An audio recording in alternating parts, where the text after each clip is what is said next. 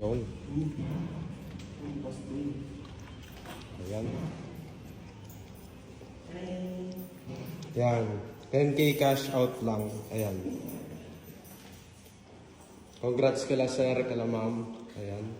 Bagong turnover. April kayo sir nag-reserve, no? April. Then, na-approve ng June. June. Birth month ni sir. 2 weeks. 3 weeks na. 3 weeks. Approve kagad. Ayan. Naka-warranty naman yan, sir. Lahat po. So, if ever nag-move in kayo, then may problem is, let me know lang. Sa water, sir, ano yan, 5 days ang job order niyan. Sa electric, within the day yan. Yan, ano yan, sir? Disregard. So, 10K cash out lang. 2 bedroom ipig ka. Pwede through Pag-ibig Bank and in-house.